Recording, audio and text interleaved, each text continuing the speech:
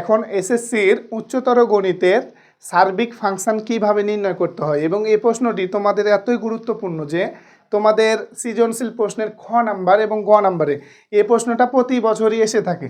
তো আমরা এই প্রশ্নটা কিভাবে সমাধান করতে পারি এবং কিভাবে সমাধান করলে তোমাদের জন্য সবচেয়ে সহজ হবে সেটা আমি এখন দেখাচ্ছি। তো এজন্য আমি জাস্ট এই সার্বিক ফাংশনের বেসিক থেকে শুরু করছি এবং জাস্ট আমি কিছু 3টা প্রশ্ন লিখেছি এখানে। এই প্রশ্ন 3টা আমি সমাধান করব এবং এই সমাধানের মাধ্যমে আমি তোমাকে সার্বিক ফাংশন বুঝাই দিব। তো এই সার্বিক ফাংশনটা কি এবং কাকে বলে, সংজ্ঞাটা কি? তো সার্বিক ফাংশনের মানেটা হচ্ছে যে এর কোনো মান বাদ যাবে না। আমরা গত ক্লাসে দেখেছিলাম যে বিপরীত ফাংশন এবং এক ফাংশন এইগুলা। তো আজকে সার্বিক ফাংশনের সংজ্ঞাটা হচ্ছে যে এর কোনো মান বাদ যাবে না, তাহলে সেটা হচ্ছে কি সার্বিক ফাংশন। যেমন আমি এখানে দেখি যে 1 2 3 এ বি সি, দেখো তো 1 এর সাথে এর রিলেশন, বি এর সাথে এটা রিলেশন। এবার দেখো সি এর সাথে মনে করো সি কোনো ফাঁকা নাই, দেখো সি হচ্ছে আমার এটা এক্স এর উপাদান, এটা ওয়াই এর উপাদান। দেখো তো সি এর সাথে কি কোনো কারো সম্পর্ক রয়েছে? তো ওয়াই এর মান সি, তাহলে এখানে কি আছে? সি এর মান দেখো এখানে কিছুই নাই, সি এর সাথে কোনো কারো সম্পর্ক নাই। আর যদি ওয়াই এর কোনো উপাদান বাদ যায় তাহলে সেটা হচ্ছে সার্বিক ফাংশন নয়। তাহলে এটা কি সার্বিক ফাংশন না? কারণ কি? কারণ দেখো সি হচ্ছে এখানে এক করা হয়ে আছে, অর্থাৎ সি হচ্ছে সিঙ্গেল ভাবে বসে আছে, এজন্য এটা হবে না। তো দেখো এবার এটা দেখো 2 3 4, এটা দেখো এক্স, এটা দিয়ে বিসি দিয়ে বিসি, দেখো এটার সাথে এটা, এটার সাথে এটা, এটার সাথে এটা, মনে করো।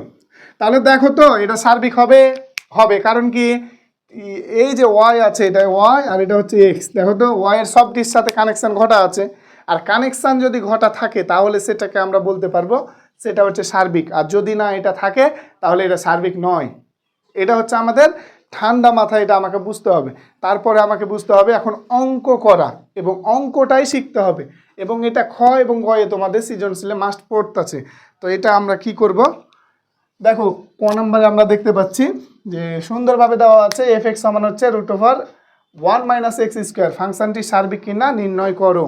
তো সার্বিক ফাংশনের সর্বপ্রথম যেটা দেওয়া থাকে এটা আমরা সুন্দরভাবে দেওয়া আছে বলে তুলব, দেওয়া আছে বলে আমরা তুলব। দেন আমরা কি করব, এফ এক্স √1 - x², এটা আমরা তুলব। তোলার পরে সুন্দরভাবে আমরা মনে করি ধরেছি না, আমার বিপরীত ফাংশনের ক্লাসটা যদি না দেখে থাকো অবশ্যই দেখে আসবা, দেন এই ক্লাসে আসবা, তাহলে বুঝতে পারবা A to Z।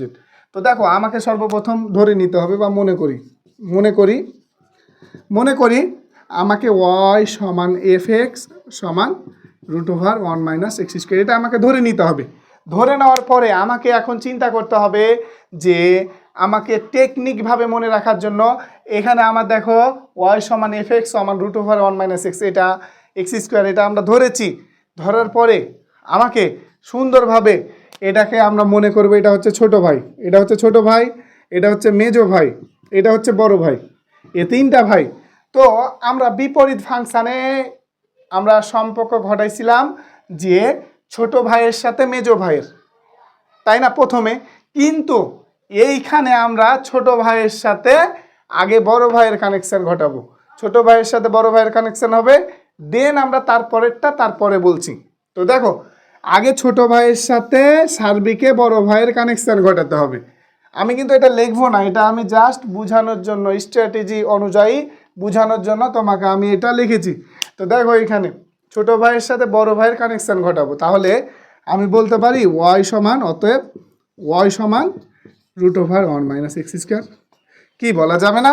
অবশ্যই যাবে। এবার দেখো এখান থেকে আমি x এর মানটা নির্ণয় করব, বা দেখো এর x এর মান নির্ণয় করতে গেলে উভয় পক্ষকে বর্গ করলে রুটটা উঠে যাবে, উভয় পক্ষকে বর্গ করি, হলো, বা y² সমান √1 তো থাকবে না স্কোয়ারের জন্য 1 - x², বা দেখো এখানে আমি বের করব কিসের মান, x², তাহলে আগে 1 - x² সমান y² বলতে পারবো না, বা -x² সমান y² +1 এর দিকে গেলে -1, বা মাইনাস এদিকে যদি চলে যায় তাহলে কি হবে, X square is equal to minus Y square plus one, অর্থাৎ সাইন চেঞ্জ হবে। এবার আমরা কি করতে পারি, এখানে সুন্দরভাবে দেখো যে বা এখানে এক্স স্কোয়ার সমান বলেছে এটা, তাই না? তাহলে আমি এখানে বলতে পারি যে এটাকে আমি সাজাইনি আগে, ওয়ান মাইনাস ওয়াই স্কোয়ার সাজাইনি, দেন বা এক্স সমান কত হবে, root over one minus Y square, এটা হবে ওয়ান মাইনাস ওয়াই স্কোয়ার, এটা হবে এক্সের মান। তো এক্সের মান যে আমি এটা পাইলাম, এবার কি করব, এবার আমার দেখো ছোট ভাইয়ের সাথে বড় ভাইয়ের কানেকশন ঘটাইছি, এবার দেখো এবার আমরা ঘটাবো কি, যে সুন্দরভাবে মেজো ভাইয়ের সাথে ঘটাবো বড় ভাইয়ের কানেকশন, মেজো ভাইয়ের সাথে বড় ভাইয়ের কানেকশন ঘটাবো। তো মেজো ভাই ছিল এফ এক্স সমান বড় ভাই ছিল root over one minus X square. তো আমি যে এই দুইটা সম্পর্ক ঘটাবো, তো দেখো তো এখানে আমি বা দিই এফ এক্স, এক্সের পরিবর্তে এখানে আমার দিয়েছে কি, এক্সের পরিবর্তে এটা আমি বলতে পারবো না, এটা তো আমি নির্ণয় করলাম, তাহলে এক্সের পরিবর্তে আমি এটা এখন আমি বলতে পারি, তাহলে এক্সের জায়গাতে আমি দিলাম root over one minus Y square, দিতে পারি, দিলাম। এবার সমান দিলাম, রুট ওভার আছে রুট ওভার দিলাম, ওয়ান মাইনাস এক্সের জায়গাতে দিয়েছিলাম আমি root over one minus Y square, তাহলে এখানে আমি কি দিতে পারি, রুট ওভার ওয়ান মাইনাস কি হতে পারে, ওয়ান মাইনাস এখানে ওয়াই স্কোয়ার দেওয়া যায়। এবার দেখো এবার কি করা যায়, F of root over one minus Y square, এটার জায়গাতে আমরা সুন্দরভাবে রুট ওভার ওয়ান মাইনাস এক্সের জায়গাতে এটা বসাই দিলাম। বসানোর পরে সুন্দরভাবে দেখো তো এটার উপর স্কোয়ার ছিল এক্স স্কোয়ার, তাহলে এটা স্কোয়ার দেওয়া যাবে, অবশ্যই দেওয়া যাবে। এবার সমান নিচে সমান রুট ওভার ওয়ান মাইনাস, এবার দেখো একটা জিনিস, রুটের জন্য স্কোয়ার উঠে গেলো, তাহলে থেকে কি থাকবে, ওয়ান মাইনাস ওয়াই স্কোয়ার, হবে কি হবে না, হবে।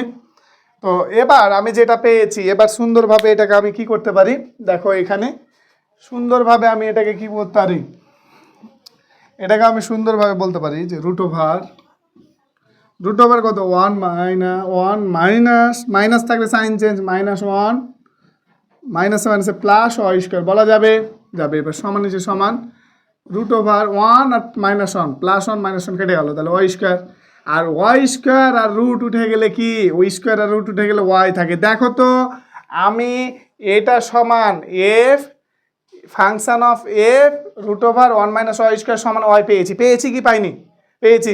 আমি যদি এটা এখানে ওয়াই পাই তাহলে এটা হচ্ছে সার্বিক, আবার আমি এখানে যদি ওয়াইটা না পেতাম তাহলে এটা সার্বিক হতো না, তাহলে সার্বিক নয়।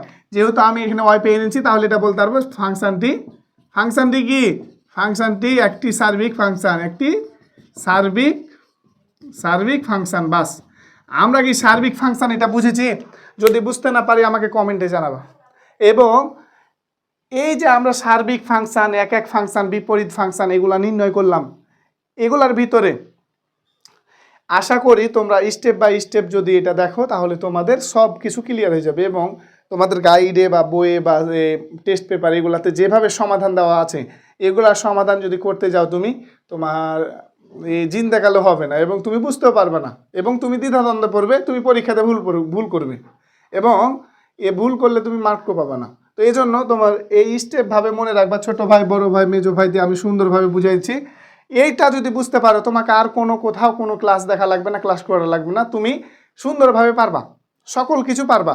সার্বিক, এক এবং বিপরীত এই তিনটা ফাংশন সুন্দরভাবে পারবা।